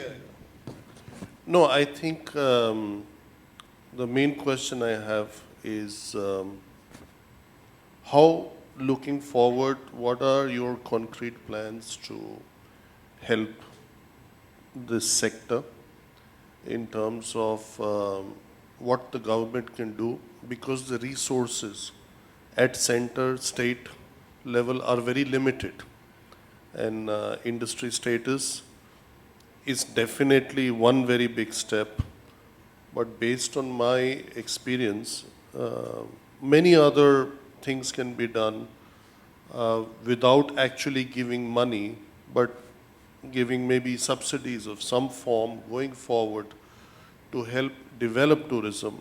And one of the fundamental needs of tourism, of course, will be more eco-friendly going forward, but the first need is infrastructure. So if you could throw some light, as we had some conversations on. I think you'd be in a better place to answer that instead of me, because we keep bouncing back to you for these ideas. But very honestly, in the past 2 years that we've worked together as a group, and informally and formally, of course, we've probably got together this whole industry status that was long needed and long wanted by the industry to be recognized as a formal industry in Maharashtra. I think we're one of those few states in India who have done that. And like I said, we are following up every week to fulfill that promise. There are 6 or 7 departments included. The other one is licenses. The third one, of course, in my own informal way and in my own capacity, wherever a new hotel is coming up, be it Shiroda, be it Tadoba, be it even Sambhajinagar area or Nashik, what I have been interacting with all the hotel chains is, if at all there are any local issues or issues with any hurdles of red tapeism or delays, that is why I'm personally intervening, and also as a department, where we can actually create a symphony of, or rather a whole movement which is smooth for permissions to be processed very fast. But like you said, it is very crucial for us to create infrastructure to reach those places. Now, there are some places in Maharashtra, like he mentioned, which are about natural treks. There are also beautiful areas like Anjaneri, where we don't need to create roads, where we need to maintain the beauty as it is. But there are also areas where, like in Konkan or in Vidarbha or in Marathwada, where you have World Heritage sites or natural beauty like beaches, where we need to create smaller roads or highways where we need to reach quicker. I think an overall policy of creating helipads, overall policy of ensuring that the railways reach out there, roads reach out there, the last mile connectivity is what we're really focusing on. As and when circuits develop with Ashtavinayak or Jezuri or Ikvira or the Shakti Peeths, there are multiple ways that we can treat tourism in, be it silos of different nature, be it spiritual tourism, ecotourism, heritage tourism, historic tourism, or create one common network for people to come into a district and visit all these places. Now, between a beautiful place to stay, which is a beautiful hotel or a luxury hotel, and things to do, that zone in between is what I understand is tourism. And that is the zone we're really focusing on, of things to do and places to stay in. So that zone connectivity is what really our focus is. Let me share with you one idea which I have seen in my career. Germany was divided into East and West. Then a reunification of Germany happened. In order to integrate the East into West, one of the reforms the government did was to encourage investments. They provided investors accelerated depreciation and at the same time tax benefits also. So basically not any money was given out, so you could depreciate 50% in the first 2 years and the remaining term as allowed. Now, a lot of influx in the former East Germany happened, and if anyone visits Germany, Today, if you go to the east, the infrastructure is far superior to the infrastructure in west, especially compared with certain older regions where they were, having coal factories and all that stuff. So, any kind of plans on that front? I think that's a very good idea to pick up on, because in MIDC we have zones where you have more incentives, and as you come towards major cities, it's lesser incentives. Like that, for us, in terms of tourism, we could create districts like you have Konkan, or you have Vidarbha, certain districts like Chandrapur, where we can incentivize the hotels and resorts more and let them come in. I think that's an idea to build on, and definitely we should work on that closer, because this is something that just struck me when you were speaking about it. आता तुम्ही एक कनेक्टिव्हिटीचा मुद्दा आता तुम्ही बोललात आणि भाषणात पण म्हणालात. ॲक्सेसिबिलिटी आणि कनेक्टिव्हिटीसाठी तुम्ही एक मुद्दा मगाशी मांडलात, ते थोडं मला एलॅबोरेट करून मिळालं तर आवडेल. मुंबईत ऑलरेडी 2 विमानतळं आहे, एक आहे, दुसरं आहे, आणि आता तिसऱ्या विमानतळाचा विचार तुम्ही आता म्हणालात, तर ती नेमकी काय योजना असू शकेल आणि ते कशासाठी असेल? एक असं आहे की आता मुंबई असेल, पुणे असेल, संभाजीनगर, कोल्हापूर, कोकण, सगळीकडे जर आपण बघितलं तर प्रत्येक जिल्ह्यात विमानतळाची गरज आपल्याला भासायला लागलेली आहे. कारण पर्यटनासाठी असेल, उद्योगासाठी असेल, लोक ह्या ठिकाणी आता फ्लाय करणं जास्ती सोयीस्कर समजतात. वेळ पण वाचतो, सगळंच वाचतं त्याच्यात. आता त्याच्यात जर आपण बघितलं तर मुंबई, आणि खास करून दक्षिण मुंबई, आत्ताकडे जर आपण काही ठराविक जॉब्स बघितले तर तिथे लोक यायला घाबरतात, कारण मी वसई विरारवरनं कसं येणार, पनवेलवरनं कसं येणार, ठाण्यावरनं कसं येणार. अर्थात आपले ट्रेन्स आहेत, लोकल ट्रेन्स आहेत, पण ते एवढे गच्च भरलेले असतात की तिथे थोडं जाणं धाकधुकीचं असतं, आणि म्हणून आता काही ठिकाणंही बदलायला लागलेले आहेत.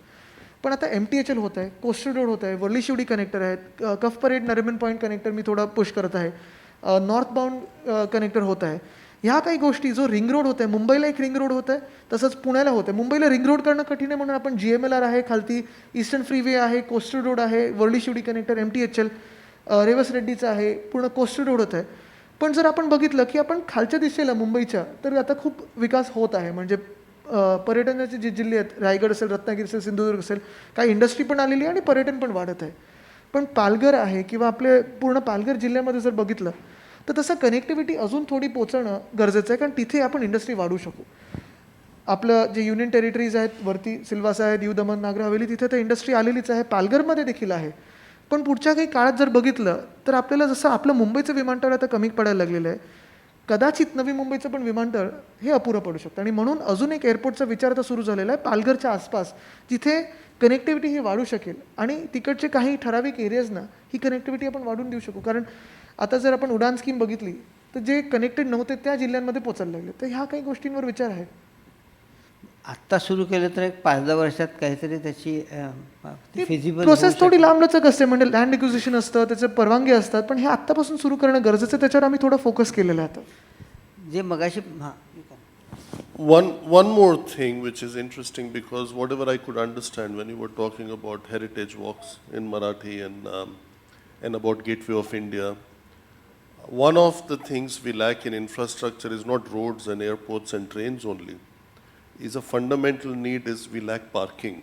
Yes. There is no place to park, and I think it could be a great business idea also for the government. If you wanted to build some, it would be like one of the highest profit-making buildings near Gateway of India, providing 500 or 1,000 parking, running 24 hours. That is true. In fact, we are also working on a policy with hotels of getting the nearby hotels to be flexible enough to let them allow parking if they want to. For example, if you go to Powai, there are 2-3 hotels which have huge parking areas, but they are underutilized. Likewise, across Mumbai, we've created public parking lots of the BMC, where a huge building coming up has allocated about 200 or 300 car parks for public parking to be allowed in the building.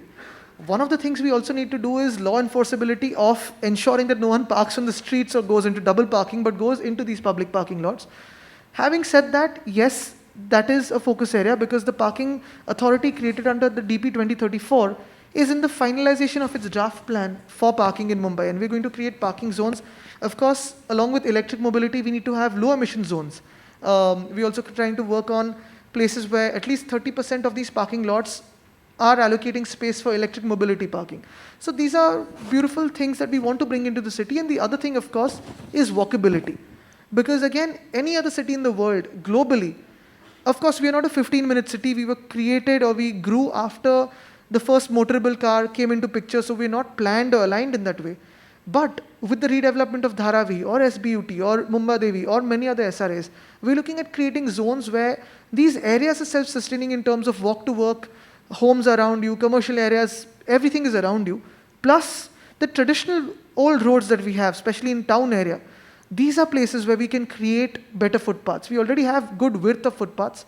If you go around NGMA or Kalagoda area, you will notice that some of the footpaths and bus stops that we have already started working on, they have international feel. Today, right now, as we speak, the road below this hotel, Senapati Papat Marg, we're working on a cycle track, better traffic management and footpath, and by 31st December, the footpath would be as good as any footpath in London. So these are things we want to create. Another work we're working on, and like I said, the vibe of a city is very, very important. We're working on a thing called the Green Mile in a city. You should be able to walk from one place to another through different parks, gardens, smaller junctions that are green with trees, and you should have a pleasant walk. Now that is something again we're working on. So parking and walking, because once you park the car, you should be able to walk to a place, and that is the next step that we're taking. I know it's something close to your heart, so I ask for the benefit of the audiences. Through these green parks, but also some sculptures or some icons which define a city, like they've always defined Mumbai with Kala Ghoda, etc. Have you any such plans? That's exactly what is going on. Although a few years ago, there was an incident that broke my heart. We did some public art and someone actually took one of the public art things home. And I don't know why. But there was a rose that was placed in the middle of a junction and someone actually took it home, and we saw it on CCTV that the guy is plucking it out and taking it home. So having said that, of course, public art is again what we're focusing on. BKC is a district which is a commercial district of Mumbai. It's become the hub of commerce in Mumbai, finance and commerce. We're looking at creating a BKC art district. We're working closely with a couple of people like Start India, with JSW, with multiple other factors who would sort of bring in the Triennale into Mumbai.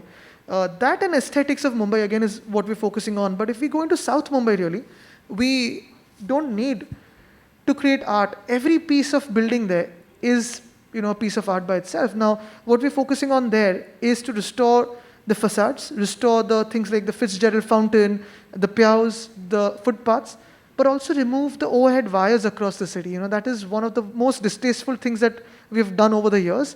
That is again something we're focusing on. तुमचाही मगाशी ते म्हणाले तसं अजून एक तुमच्या आवडीचा विषय आहे तो महाराष्ट्राचं दुर्ग वैभव. आपल्या सगळ्या किल्ल्यांची दुरवस्था हा आपण कायम चर्चेचा विषय असतो आणि तुम्ही तो सातत्यानं पुढं मांडत आला, उद्धवजी पण मांडत आले की त्याची तिथं सुधारणा करणं, तिथं लाईट अँड साऊंड शो करणं, तिथं जाण्याची व्यवस्था करणं आणि तिथं राहण्याची व्यवस्था करणं, तिथं उत्तम गाईड असणं. आपल्याकडे अगदी मुद्दा छोटा आहे पण तो महत्त्वाचा अशासाठी की आपल्याकडे सगळ्या भाषेतले गाईड्स पण नाहीत. गाईड्सचं ट्रेनिंग देण्याची व्यवस्था नाही. मग ही व्यवस्थासुद्धा सरकारनं पुढाकार घेऊन तयार केली तर तो रोजगाराची प्रचंड मोठी संधी आहे.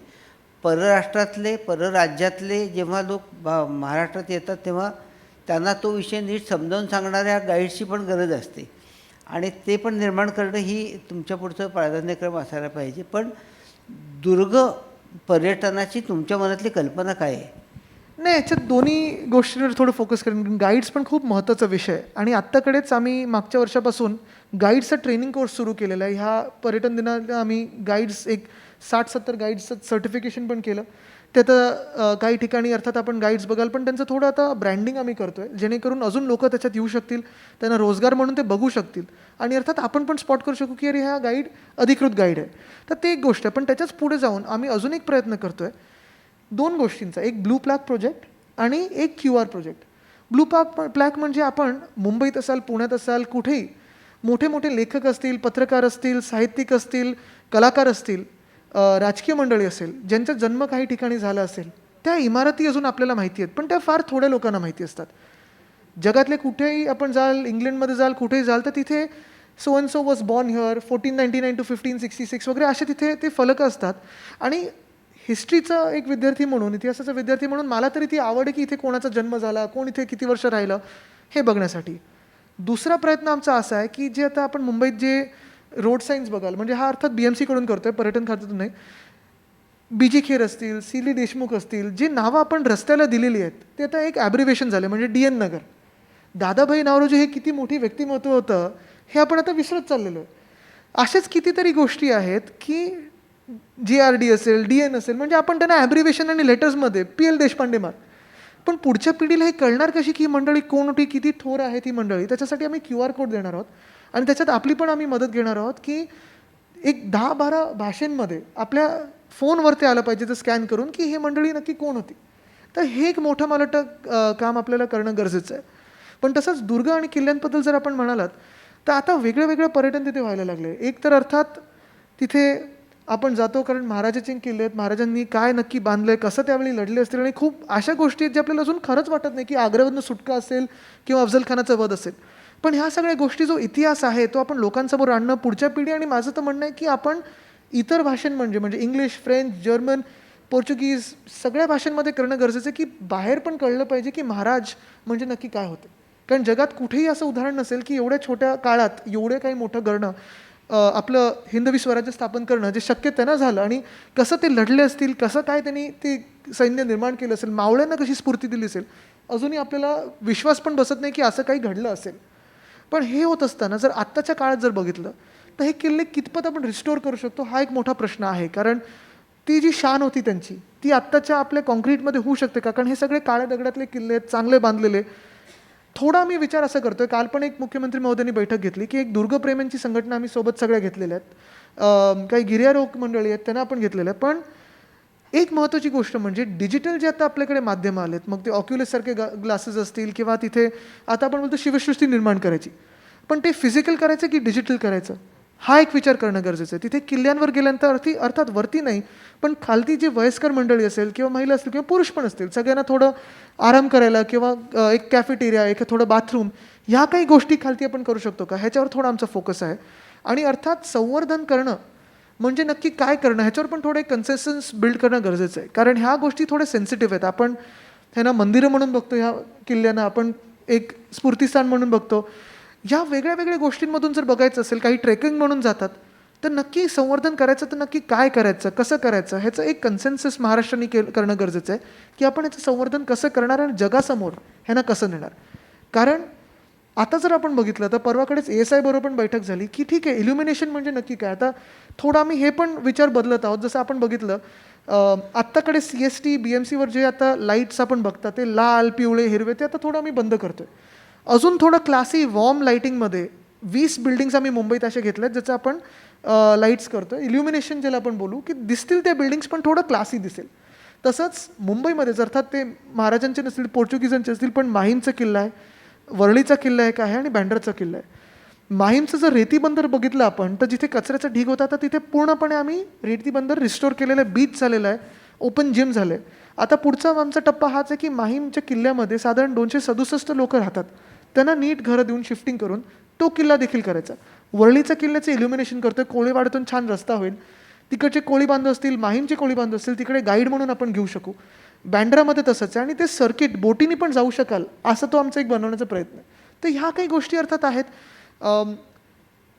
थोडं वेळ घेणारं काम आहे कारण जपून काम करायला लागतं. हे किल्ले आहेत आपले महत्त्वाचं, एक हे आपलं वैभव आहे आणि ते सांभाळत सांभाळत आपल्याला पुढे जायचं आहे. तर थोडी स्वच्छता असेल, थोडं त्याला सायनेज असेल, तिकडचा इतिहास असेल, हे तिथे दर्शवणं खूप गरजेचं आहे. I think as we get towards the close of the session, maybe some personal questions, and then we open to the audiences. Which is your favorite destination, holiday destination in the world and in Maharashtra? And which is your favorite hotel in the world and the favorite in Maharashtra?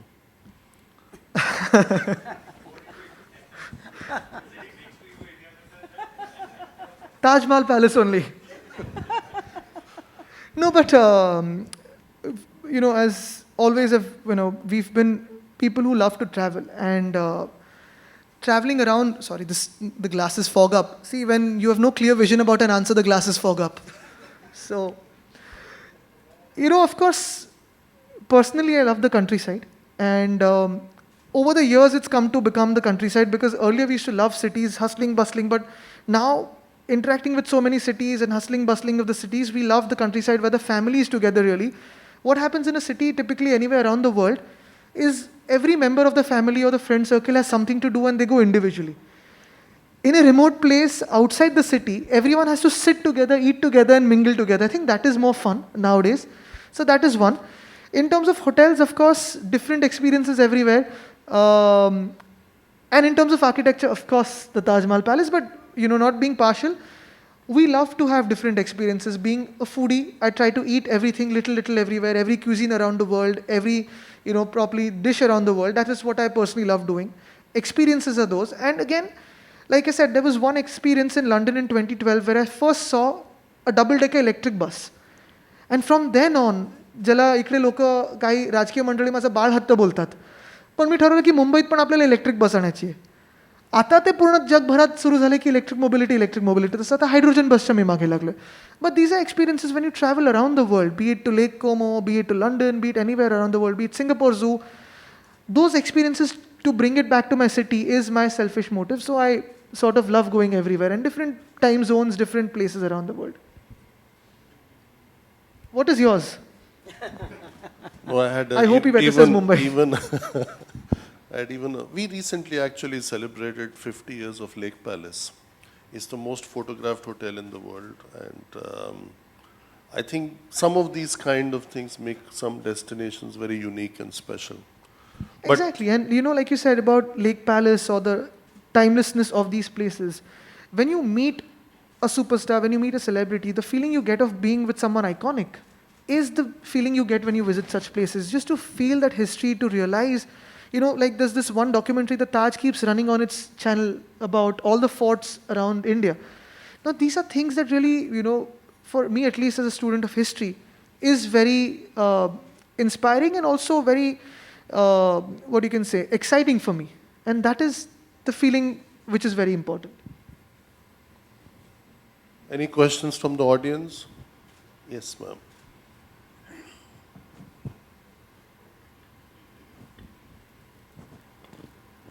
Hi, I'm Jaru Parucha. I am the president of the Tourist Guide Association in Mumbai. Since we guides are Government of India licensed guides, we are well educated, we are knowledgeable, we are trained properly, so we are in touch with ground reality. So I have a whole list of things, so I hope you have the patience to listen to us. First of all, we thank you for appointing us as guides for the High Court and for the Bombay University. So thank you very much. How is that going though? Is coming along The High well? Court we have already started, and this weekend, on Sunday, the English this thing is full, 15 people. For Hindi there are some 7 people, and for Marathi there are 5 people. And you have a very good group of people working with you, Mrs. Valsa Nair Singh, Mr. Borikar, Dr. Savalkar, Preeti Wange. So that's a very good team you have. Thank you. Please keep on continuing to have them around you all the time. Okay, first of all, I always tell my tourists that we make Mumbai, we make this money, Delhi spends it. Okay, so that's very important. We are, as I said, regional level guides. Unfortunately, few corrupt tour operators use local touts. Concierges also, unfortunately. Like one, a 5-star hotel invited me and told me, why don't you tell your guides to bring all their people for lunch at my hotel. I said, why should I tell you them that? When your concierge employs touts, so he underpays them. Okay, he takes the full money from the tourists, underpays them. So they then nefariously make their money by circulating tickets at monuments, by prostitution, drugs, they name it and it's there. Okay, so parking for tourist buses, very important. Okay, and a lot of traffic police unfortunately harass us a lot. Not harass us, but harass the drivers a lot. Okay, once we had a traffic police commissioner called deputy police commissioner called Anil Kumbhare. For 2-3 years that he was the traffic police commissioner, not one police officer would touch us. You know why? Because he had given a love letter to show the policemen, okay, which said, don't you dare harass them, okay. And things were going very fine. Unfortunately, it was shifted to another department, and then the same story again. And it looks very bad because in front of the tourists, because all the tourists know what the policeman is up to.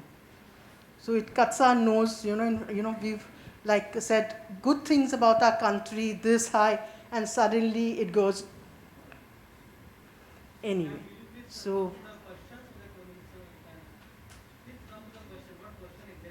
no, so we want the police, traffic police, to be told not to harass the bus Right, yeah, drivers, we'll look into etc. Okay. Okay, at Elephanta, if you can, there should be a bigger mini train. Okay, it's very small. On season when there are a lot of tourists, it's not easy for everyone to get onto the train. And that track that goes on doesn't have anything overhead, so it's very difficult to people to walk. If the Arabian Sea can be cleaned up, it's filled with petrol from the ships. Okay, so BPT has to be pulled up for that. And unfortunately, our people only throw things in the Arabian Sea. So something has to be done about that. Steps at Elephanta and Karla Caves needs to be looked into. It's a disaster waiting to happen. So please do something about it. Okay. If you can Thank you. use the Thank Deccan you. Odyssey for weddings, etc., in low season, it will work like magic. Toilets everywhere. Unfortunately, we have to actually take our foreign tourists, push them into other five-star hotel, which is very unfair on our part also, because they are not earning anything from those tourists. Okay, they might be living in another hotel altogether. So if you can ask your MPs, MLAs, corporators to make surprise visit to all the toilets, so that could, work magic. And if you're making new ones like you did at Gateway of India, okay, the hook on the door is like up above.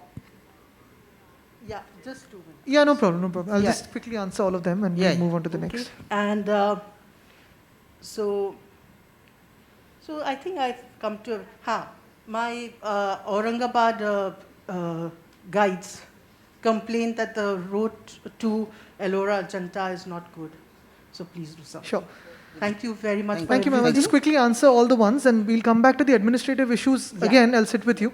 But Thank you very much. thank you. The road to Ajanta Ellora is being made. It's in the final last leg of it. Just the other day we had a conference over that, and we're working with the ASI, PWD, and Tourism Department and the District Collectorate. So that is one. In terms of toilets, if you could specify certain places, if you could give me a list in terms of toilets, and of course with parking. Because what happens with parking is, of course, wherever you have large tourist areas, parking becomes a little difficult like any place in the world. But if you could help us identify certain parking spots that are closer by to the tourist places you take the tourists to, we would be happy to work with you and in sync with the traffic police to create these parking zones. The third thing is about the guides. Of course, we're happy to engage with your guides and take them further, because like he just mentioned, this is one of the most important aspect of any tourist destination, to create a story, to speak about it, to engage people. So that is something we really, really want to work on. About Karla Caves, the project is already on. We're creating those steps in a proper formal manner. Plus, we're working on the final DPR of either a funicular trailway going up or a cable car. About Elephanta Caves, just last week we had a meeting with the ASI because we had proposed originally a cable car which was not allowed by them because of the landing spot. Now what I've proposed is, once the MTHL happens, which is by September 2023, there's a place called Chirle where the MTHL lands. From there, it is actually a closer destination rather than from Mumbai. So we're looking at that aspect. And of course, like he also mentioned, the cleanliness of be it toilets or tourist facilities for anyone, be it for locals, for people from abroad. We're working on that. So all the 6 answers, hopefully I've satisfied you with them. But what I would like to do is engage with you further in terms of which are the areas where we can build this network of parking and toilets. Thank you. Small request, please question directly. I will finish my question in 30 seconds. Sir, कोरोनानंतरच्या काळामध्ये wellness खूप महत्त्वाचा विषय झालेला आहे आणि महाराष्ट्राला wellness hub बनवण्याच्या दृष्टीनं आपण काय प्रयत्न करताय का? थँक्यू. नक्कीच, म्हणजे हे माझा आवडीचा विषय झालेला आहे, कारण जसं मी सांगितलं वेगळे वेगळे टाईप्स ऑफ टुरिझम आहेत. आता वेलनेसमध्ये पण दोन्ही प्रकार येऊ शकतात. एक तर जसं स्पा आणि प्रिव्हेंटिव्ह आहे, किंवा आयुर्वेदाचं असेल किंवा मसाजचं असेल, जसं विवा मायर वगैरे आपण बघत असतात जगभरात आहे, तसं मला आवडेल. म्हणजे आत्ता मध्यंतरी पण कोणीतरी आलेलं की ह्या 2-3 ज्या गोष्टी हिमालयामध्ये जसे स्पा रिसॉर्ट्स आहेत तसं आपल्याकडे का नाही, आणि त्याच्यासाठी आम्ही प्रयत्न करतो की ते आपल्या महाराष्ट्रात लवकरात लवकर व्हावं. दुसरी गोष्ट म्हणजे आत्ता अनफॉर्च्युनेट आहे, पण इवन कोविडसाठी काही लोक बाहेरच्या राज्यांमधून आपल्याकडे येत होते आणि बेड्स वगैरे घेत होते. तर माझा हाच एक विचार आहे की आता मुंबई नागपूर जो समृद्धी हायवे होत आहे तिथे एक ह्या काही चांगल्या हॉस्पिटल्सना आणून एक टाउनशिप तिथे आपण 24 वेगळी शहरं बसवतो आहे, तर त्याच्यातून एक पूर्ण हेल्थचं हब करू शकतो का, ह्याच्यावर थोडा विचार चालू आहे आपला. आज 52 वर्ष महाराष्ट्रात टुरिझममध्ये आहे. माझ्यावर 45 वर्षापूर्वी लोकसत्ता आणि बाळासाहेब ठाकरेंचा हात पाठीवर आला होता आणि त्यातनं माझी पर्यटनाची पुस्तकं बाहेर आली होती. माधवराव गडकरींनी त्याचं प्रकाशन आणि त्याचा सगळा खर्च राजा पाटलांनी केला होता बॉलरूममध्ये. 54 वर्षापूर्वी. प्रश्न असू दे. प्लीज, वेळ कमी आपल्या हातात, डायरेक्ट प्रश्न विचारा. बाळासाहेबांनी मला शाबासकी दिली होती की मी शिवचरित्र बनवलेलं होतं, शिवचरित्र, आणि त्याचं ओपनिंग दादरला किंग जॉर्जमध्ये झालेलं होतं. त्यानंतर आज 52 वर्ष मी फिरतोय. टुरिझम मी जवळजवळ भारत 200 ते 300 वेळा फिरला असेल. तो लिखित केला, पण तो चित्रित आणि पर्यटनात उतरवायची स्वतःची कल्पना होती. सरकारी किती मदत मिळेल ज्यावर फारसा विश्वास नव्हता, आणि तो मी आत्ता उभा केला. 1 एकर जमीन मी विकत घेतली. जवळजवळ त्यात एक म्युझियम फार उत्तम रीतीनं तयार केलेलं आहे की ज्यात 500 चित्र धार्मिक आधारावर आणि 150 स्टॅच्यू 12 फुटापासून ते 2 फुटापर्यंतचे एकत्रित केलेले आहेत. जे पर्यटन, धार्मिक पर्यटन हा एक पर्यटनातला भाग, हे धार्मिक पर्यटन महाराष्ट्रातलं सगळं एकत्र आणण्याचा प्रयत्न केलेला आहे आणि ते मी माझ्या एकट्याच्या खर्चाने उभं केलेलं आहे. त्याला थोडीशी काल्पनिक आर्थिक मदत मी नाही म्हणत, पण प्रसिद्धीसाठी परत एकदा आपला हात थोडासा लागावा आणि लोकसत्तेने ते थोडंसं उचलून धरावं ही विनंती आहे, आणि त्याला त्यांनी काहीतरी पाठबळ देऊन ती वर उचलावी वस्तू. नक्कीच आम्ही प्रयत्न नक्की करू. नमस्कार, मी शैलेश पाटील, केसरी टूर्स. आम्ही देशभरातल्या आणि देशविदेशातल्या अनेक पर्यटन संस्थांशी काम करतो आणि जगातल्या सगळ्याच टुरिझम बोर्डवरशी आमचा संबंध येतो. गेल्या 2 वर्षामध्ये तुम्ही महाराष्ट्रामध्ये जे काही ट्रान्सफॉर्मेशन केलं आहे टुरिझम, महाराष्ट्र टुरिझमचं, त्याबद्दल तुमचं खूप अभिनंदन. माननीय मुख्यमंत्री महोदयांचं खूप अभिनंदन. You have started transforming Maharashtra completely. अभिनंदन. माझा प्रश्न असा आहे, CRZच्यामुळे जो आपला कोकण बेल्ट आहे संबंध, महाराष्ट्राला सुंदर कोस्टलाईन लाभलेली आहे आणि त्या CRZच्या नियमांमध्ये खूप अडचणी आहेत त्याच्यामध्ये, आणि ती डेव्हलप होत नाही आहे. ताज ग्रुपलाही ते प्रॉब्लेम भेडसावत आहेत, सगळ्यांनाच भेडसावत आहेत. तर महाराष्ट्र सरकारतर्फे सेंट्रल गव्हर्नमेंटची काही आपण बोलणी करू शकतो का की CRZचे नियम थोडे शिथिल करून मालदीवसारखं आपल्याकडे काहीतरी करता येईल? नक्कीच तुम्हाला आनंद होईल ऐकून की आत्ता मुंबईचं CRZ आत्ताच अप्रूव्ह झालं. MCZMA जो झाला आपला 50 मीटरपर्यंत आणलेला आहे. अर्थात एक हेतू हाच आहे की पूर्ण जो आपला कोस्टल बेल्ट आहे तो वाचवायचा आहे, त्याला जोपासायचा आहे. तरी देखील आपल्याला आता इतर जे जिल्हे आहेत म्हणजे पालघर आहे, रायगड, रत्नागिरी, सिंधुदुर्ग, जो आपला पूर्ण 720 किलोमीटरचा जो पट्टा आहे त्याच्यासाठी CRZचं आपलं काम सुरू आहे. ते चेन्नईकडे गेले, आपलं टेक्निकल मान्यता तर मिळेल आणि केंद्राकडे जाईल. पुढच्या 3 ते 4 महिन्यात कोकणाचा पण CRZचा जो प्रश्न आहे तो सुटून जाणार आहे. तर नवीन वर्षात आपल्याला ती आनंदाची बातमी आम्ही देऊ शकू. सर, संजय यादवराव, ग्लोबल कोकण, गेली 20 वर्ष कोकणात काम करतो आहे. सह्याद्रीमध्ये सर रस्ते आहेत, 2 पदरी रस्ते आहेत, मध्ये मिसिंग लिंक्स आहेत. जर तो रस्ता आपण पूर्ण केला तर काहीशे कोटींमध्ये होईल आणि एक सह्याद्री हायवे तयार होऊ शकतो आणि it can be a eco tourism highway. आणि इफ वी फोकस, काही गावं खूप सुंदर आहेत त्या सह्याद्रीमध्ये, तर आपण हिमाचलसारखं सह्याद्री पर्यटन विकसित करू शकतो. दुसरा विषय, कोस्टल हायवेवरती आपण काम करताय. कोस्टल हायवे हा 4 पदरी होऊ नये असं आम्हाला वाटतं. तो 2 पदरी किंवा थोडा मोठा असावा. त्याचं स्ट्रक्चर बदली करू नये. जे धरण घातल्यासारखा आत्ता जो हायवे झाला आहे तर तोच चांगला जितका मोठा सेंटरला कमर्शियल हायवे असेल.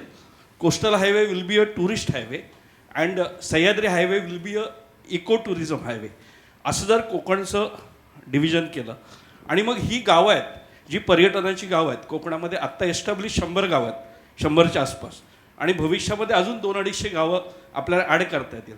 या गावांना आपण बेसिक इन्फ्रा प्रायोरिटीने जर दिलं म्हणजे ॲप्रोच रोड्स आणि काही म्हणजे अगदी टॉयलेट्स पण नाहीत बीचवरती तर मोठ्या गोष्टी होतील पण इमिजिएटली करावं असं आम्हाला वाटतं. नक्कीच जसं आपण सांगितलं की कोस्टल रोड आपला हा टुरिझम हायवेच होणार आहे. म्हणजे तो काही मोठ्या वाहनांसाठी नसणार. तो बेसिक आपला 2 लेन हायवे जसं जगभरात असतो म्हणजे तो ऑस्ट्रेलियाचा जसा आहे किंवा अमेरिकेत आहे तसाच आपण तो एक निसर्गरम्य हायवे ठेवणार आहोत.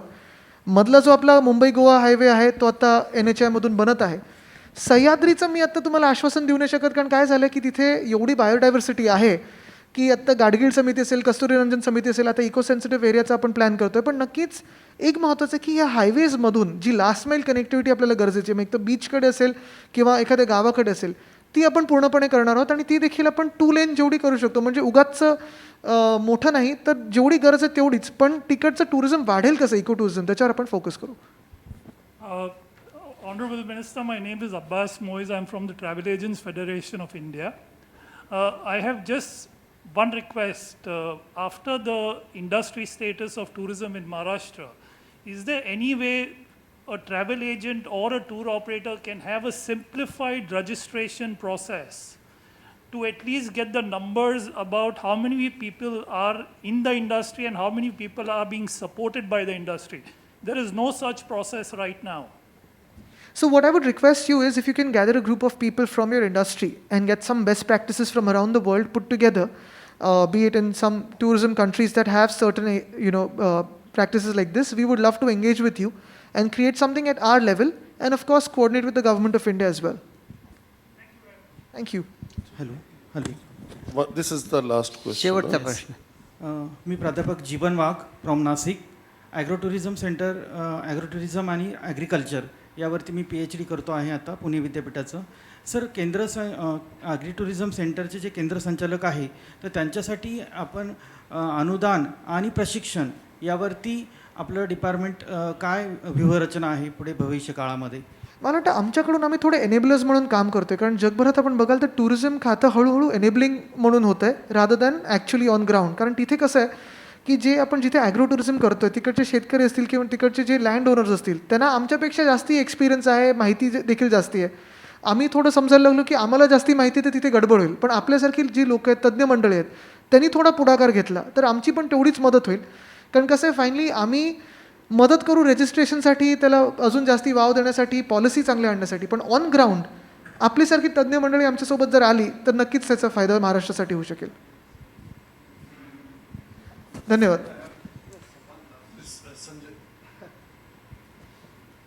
Thank you very much. My name is Sanjay Basu. I'm a tour operator, an adventure tour operator, and eco lodge operator, as well as a river cruise operator.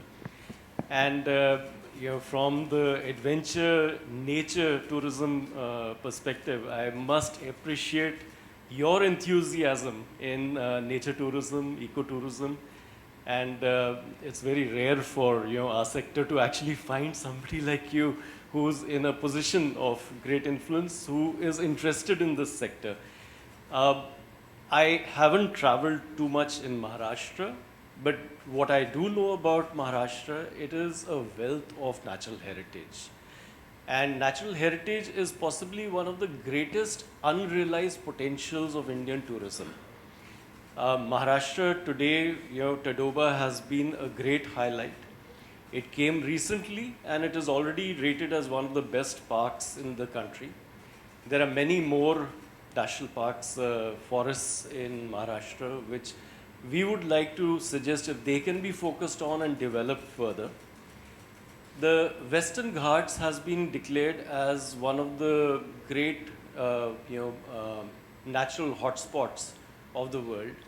And not only as a natural hotspot, but it has so much history. You know, the forts of Shivaji and the various, heritage areas and nature.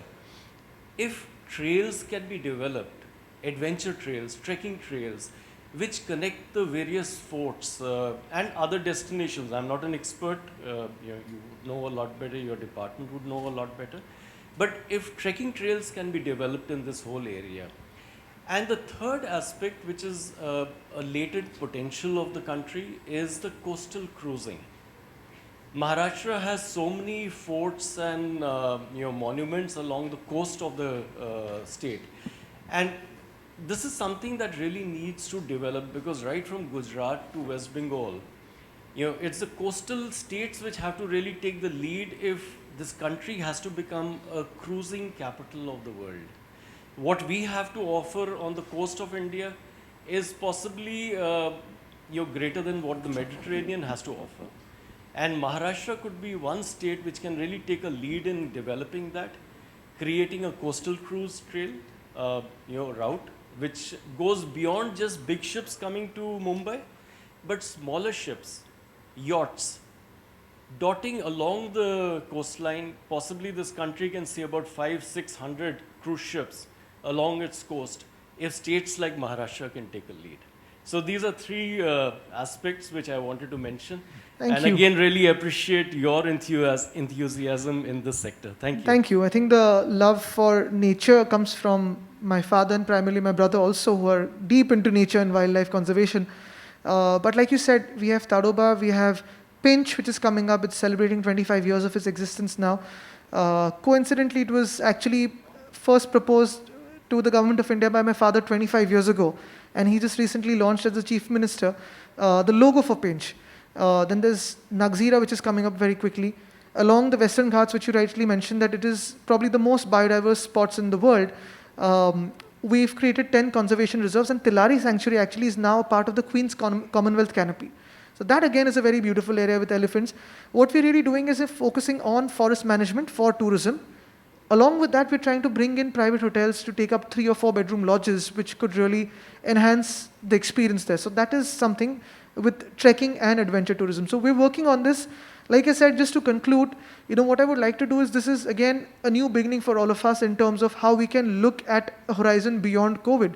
And if we could all come together, build consensus, newer ideas, some of the best practices from around the world.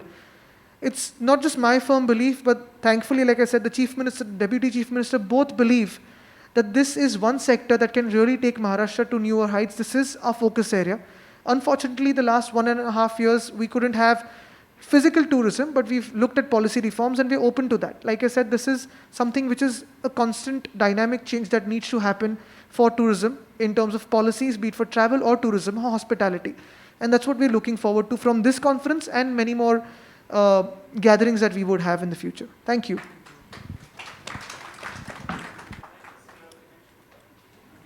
Hello आदित्यजी एक शॉर्टमध्ये फक्त करतो मी. आदित्यजी, आमचा एक programme आहे bolliness.com. आपण सगळ्यात बोललात बॉलिवूड टुरिझम आम्ही एक प्रोग्राम सुरू केलेला आहे. तर ऑस्ट्रियामध्ये आम्हाला त्यांनी इन्व्हाइट केलं होतं आणि तिथे आम्ही टुरिझमचं पण केलं. BMW शोरूम जे आहे आपल्या म्युनिकमध्ये, तिथे पण आम्ही केलं. तर असंच महाराष्ट्रामध्ये अशा बऱ्याच जागा आहेत आणि बॉलिवूडच्या नावाखाली आपल्याला हायलाईट करता येईल. ते ऑपॉपच म्हणजे जे काय त्याचा फायदा होतो बॉलिवूडच्या शूटिंगचा, तो होऊ शकतो आणि तुम्ही चालू केलेला आहे. म्हणून तुम्हाला बॉलिवूडच्या नावात हल्ली इतर राज्यातून पण काही मंडळी येत आहे खूप त्यांना भेटायला. पण एकच आहे, जसं मी सांगितलं, बॉलिवूड आहे आणि क्रिकेट आहे. ह्या दोन्ही गोष्टींवर आपलं काम चालू आहे. वानखेडे स्टेडियम एक्सपिरियन्स, जसं तुम्ही वेम्बलीला जाल, बार्सिलोनाला जाल, तसं आपण वानखेडेचं करत आहोत. बॉलिवूडचं मध्ये बच्चन साहेबांबरोबर पण माझी भेट झाली की सगळे पूर्ण इंडस्ट्री, नुसतं मुंबईची नाही, बॉलिवूडच नाही, Marathi film industry, Tamil, Telugu, Kannada, Hindi film industry, हे सगळ्यांचं एक सेंटर इथे मुंबईत आपण उभारण्याचा प्रयत्न करत आहोत. आणि तसंच अजून एक माझ्या मनात आहे, ज्याच्यासाठी मी आता जागा शोधत आहे, ते म्हणजे मुंबई जर आपण बघितलं किंवा महाराष्ट्र बघितलं, हे एक थिएटर ऑफ ड्रीम्स आहे. म्हणजे खरोखर जेवढे एंटरप्रेनर्स, जेवढे बिझनेस लोक इथून पुढे आलेले आहेत, स्वप्न बघायचं असेल तर मुंबईत यायला लागतं. आणि ते स्वप्न टाटांपासून आत्तापर्यंत, मग सोशल रिफॉर्ममध्ये असेल टू ह्याच्यात असेल, बिझनेसमध्ये असेल, ते त्या पूर्ण मंडळीची मला एक म्युझियम बनवायचं, तर त्याच्यावर एक काम चालू आहे. धन्यवाद साहेब. एकदा जोरदार टाळ्या झाल्या पाहिजे. हे जे सत्र आहे हे इथे संपूर्ण होतं. त्यामुळे व्यासपीठावरील मान्यवर आणि आपणही उपस्थित सगळे मान्यवर आपले मी मनपूर्वक आभार मानतो. आणि पुन्हा एकदा गिरीश कुबेर सरांना मी विनंती करतो त्यांनी कृपया इथे या व्यासपीठावरती यावं आणि एक छोटीशी भेटवस्तू लोकसत्ताच्या वतीने आपण ह्या दोन्ही मान्यवरांना देणार आहे. सर्वप्रथम माननीय मंत्री महोदय आदित्यजी ठाकरे साहेब.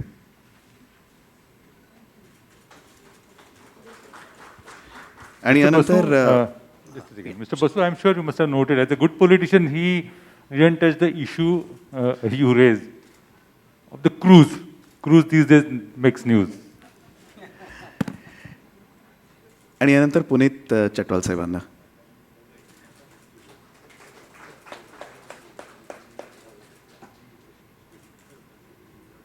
या सत्रासाठी एक समूह छायाचित्र ग्रुप फोटो आपला जरा सगळ्यांचा.